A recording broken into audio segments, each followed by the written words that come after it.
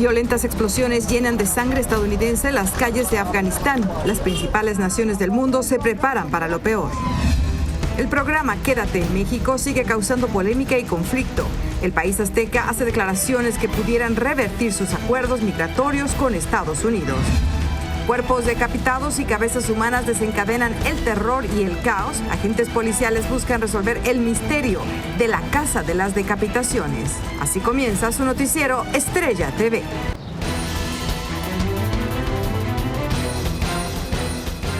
Hola, ¿qué tal? Muy buenas tardes. Bienvenidos al Noticiero Nacional Estrella TV. Les saluda Palmira Pérez. Hoy jueves 26 de agosto y esta es la información. Iniciamos con los mortíferos ataques terroristas en Afganistán que por su brutalidad estremecieron a nuestro país y al mundo entero. Vamos directamente a Washington con Armando Guzmán, quien nos habla sobre esta terrible situación que también ha sacudido al gobierno del presidente Biden, quien, por cierto, ahorita está hablando al país. Efectivamente, en este momento el presidente se está dirigiendo a la nación y está diciéndole qué es lo que sigue. Todo el mundo ha estado esperando lo que el presidente tiene que decir, porque el Pentágono, resumiendo lo que el presidente tenía que decir esta tarde, afirmó que la política de Estados Unidos en Afganistán, en lo que está haciendo, va a continuar. Y el presidente ahora nos tiene que decir cuánto tiempo más va a quedarse ahí haciendo esto precisamente. Porque, Palmira, déjame decirte, en el Congreso, la gente más influyente le está exigiendo al presidente que se quede y que termine la misión. Pero él ha puesto una fecha, el 31 de agosto, ¿no? Él está terco y obstinado en esa fecha.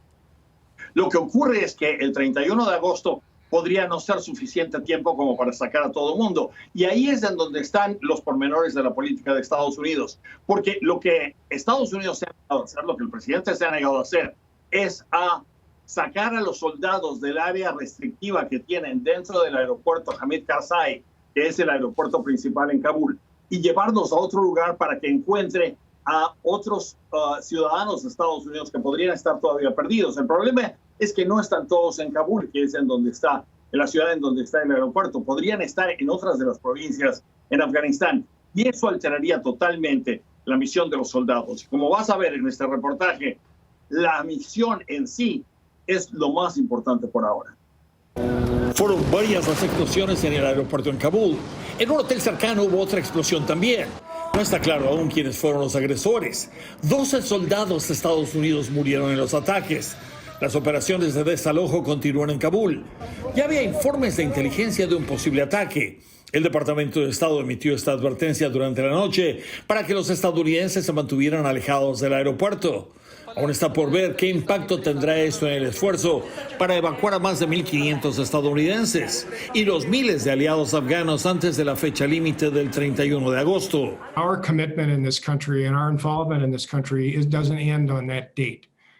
We believe that there will be possibilities for Americans to be able to get out of this country. Pero los críticos en el Congreso están escépticos y demandan que el presidente mantenga las fuerzas americanas ahí hasta que el último estadounidense haya salido. About Republican or Democrats, about America and about the expectation of what the American handshake means to those that were willing to put their lives at risk to be able to help us and our service members and our diplomats on the ground. El líder republicano del Senado fue mucho más lejos, exigiendo que los soldados se queden en Kabul mientras sea conveniente a los intereses de Estados Unidos.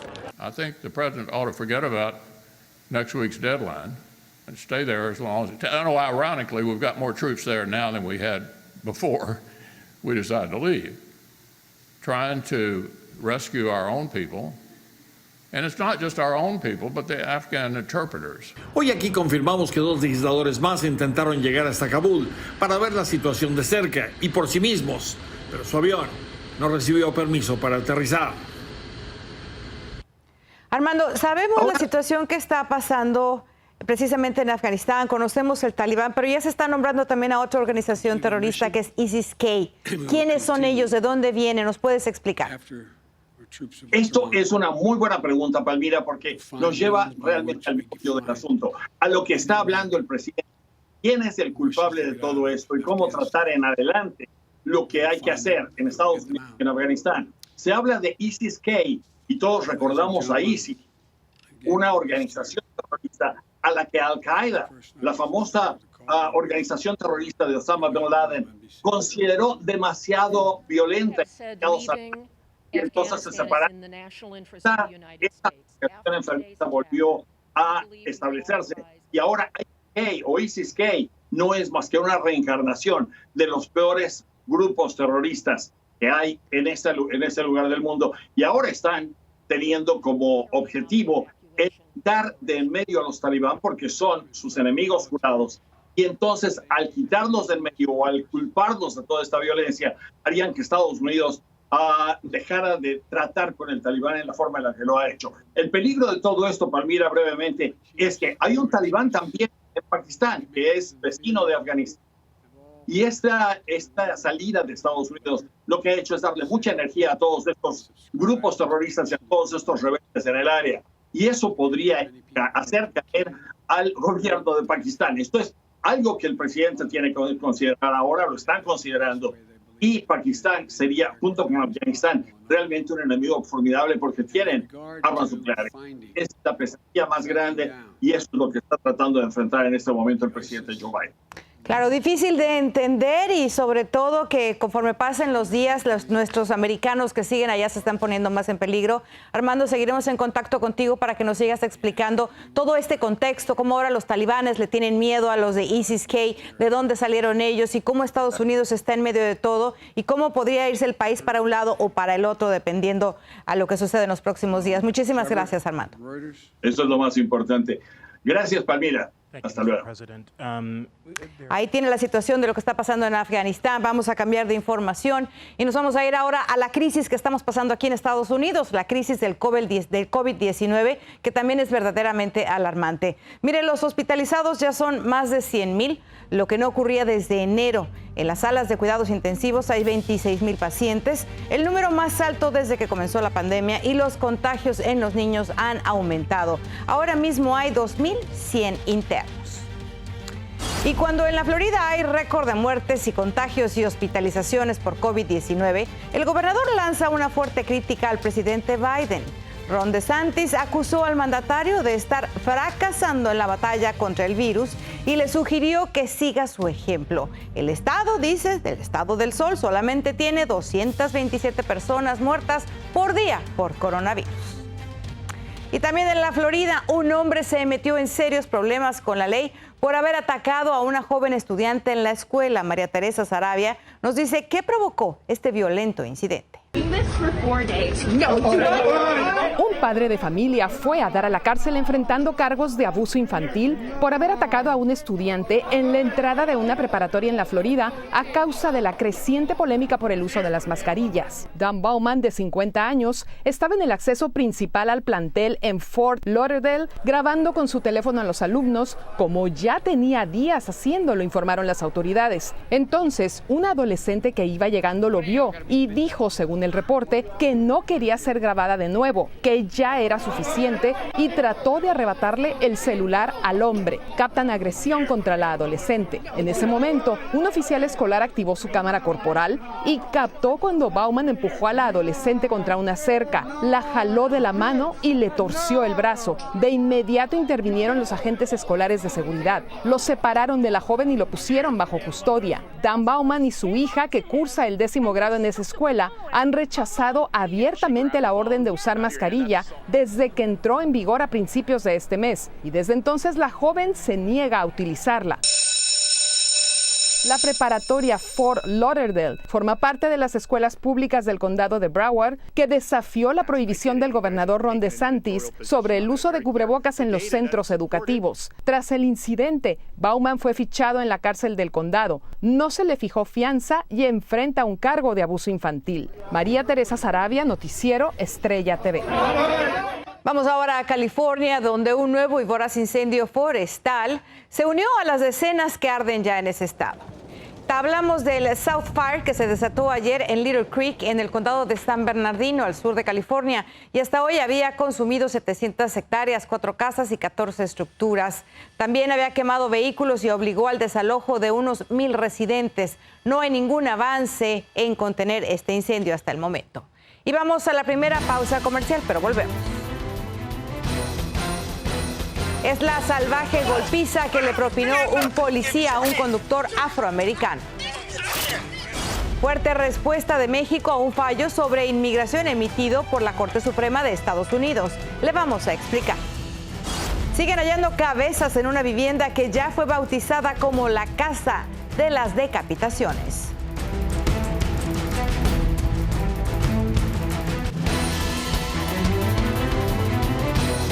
Gracias por continuar informándose con nosotros. Escuche, demandan al expresidente Donald Trump por el rol que habría jugado en el violento asalto contra el Congreso el pasado 6 de enero.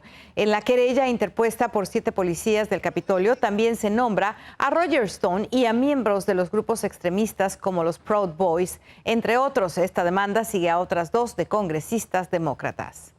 Y en Luisiana revelan el video de la brutal agresión de un policía a un afroamericano tras una parada de tráfico rutinaria.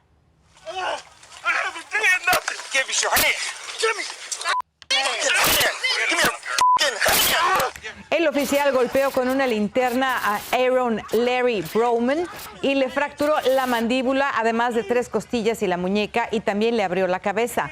Broman dijo que pensó que iba a morir. El caso ocurrió en el 2019 y sigue bajo investigación. Entre noviembre del 2019 y octubre del 2020 murieron en California casi 92,000 personas por sobredosis, la cifra más alta en menos de un año. Y ahora ese estado se prepara para una estrategia con la que esperan aliviar este grave problema. Wendy Castillo está en Los Ángeles y nos cuenta qué es lo que están tratando de hacer. Así es, Palmira, los líderes estatales consideran que es la mejor forma para detener el aumento de muertes por sobredosis de drogas. Sin embargo, la gente tiene opiniones divididas porque los pagos saldrán de sus impuestos. Con el programa Gestión de Contingencias, California se dispone a ser el primer estado en pagar a las personas para que se mantengan sobrias. Sin embargo, solo el anuncio ya está generando discrepancias entre los californianos. No, yo no estoy de acuerdo en eso.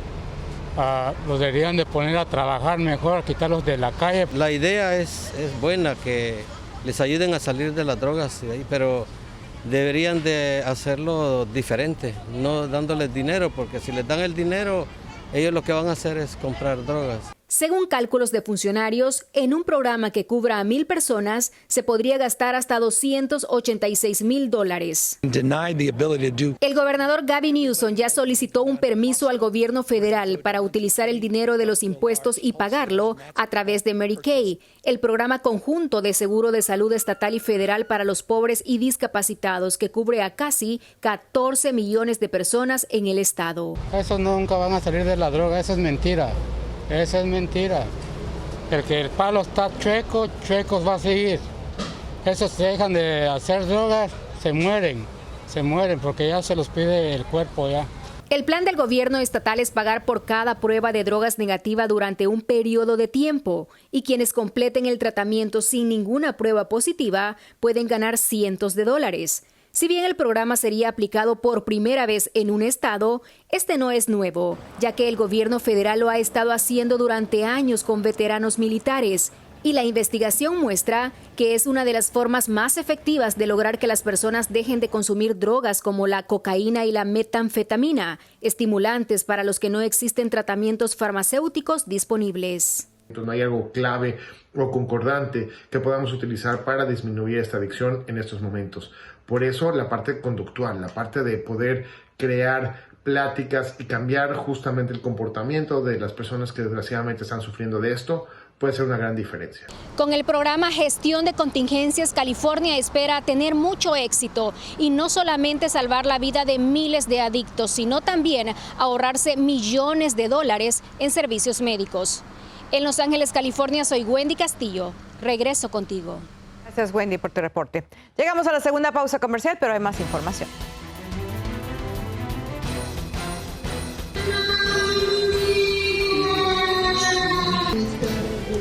La Llorona sale a las calles de Oaxaca, quiere llevarse a los invasores. Y es una casa de horror en Colombia donde han encontrado extremidades y cabezas de seres humanos.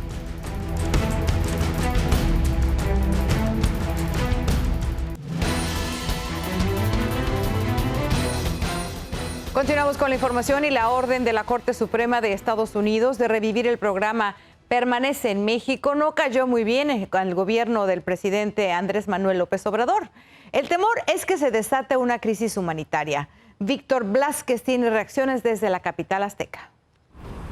México tiene una respuesta contundente luego de que se reviviera el programa Permanece en México.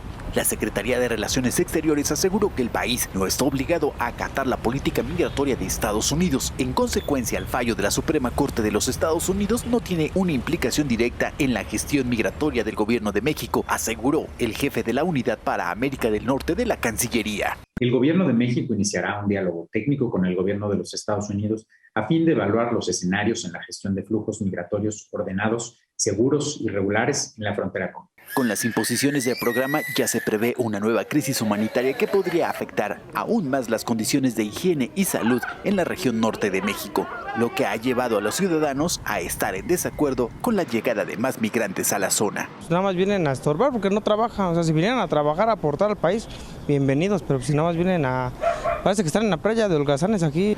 México no tenía la capacidad de acoger a tantos migrantes, eso es lo que pienso. Pero eso no es todo. Hoy por la mañana, el titular del Ejecutivo Federal le dio su espaldarazo a la Secretaría de Relaciones Exteriores y llamó a que mejor se busquen soluciones de raíz con la migración de Centroamérica, aprovechando la buena relación que existe con el gobierno del presidente Joe Biden. Estamos hablando con el gobierno de Estados Unidos y es muy buena la relación, independientemente de estas resoluciones judiciales. Se calcula que en México hay cerca de 70,000 migrantes, pero en los próximos meses podrían haber más, lo que pondría al país frente a una nueva crisis humanitaria que nadie quiere. En Ciudad de México, Víctor Blázquez, Noticiero Estrella TV. Gracias por ese reporte. De la Ciudad de México nos vamos a Oaxaca porque la Llorona se apareció ahí para llevarse a los invasores del Cerro del Crestón.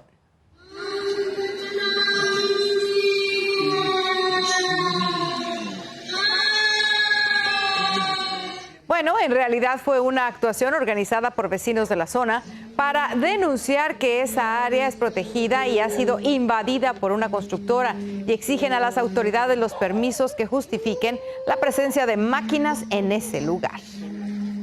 Y de México nos vamos a Colombia, en donde se vive hoy una serie de protestas para exigir, entre otras cosas, un alto a la violencia. El Comité del Paro Nacional, que organizó la jornada, denunció que de enero a agosto han sido asesinados 40 líderes sociales y también pidió al Congreso aprobar leyes para que los pobres reciban una renta básica y que la educación universitaria sea gratuita.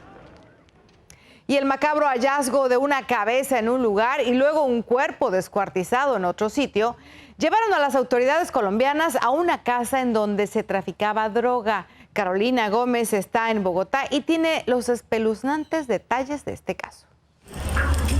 La aparición impresionante y escabrosa de la cabeza de una persona dentro de una bolsa de basura en un barrio popular del municipio de Buga, Valle del Cauca, prendió las alarmas y una minuciosa investigación que los llevó, basado en el seguimiento de cámaras de seguridad, a encontrar las otras extremidades del cuerpo. Cada pista apuntó la investigación a esta vivienda en uno de los barrios periféricos y más humildes de Buga.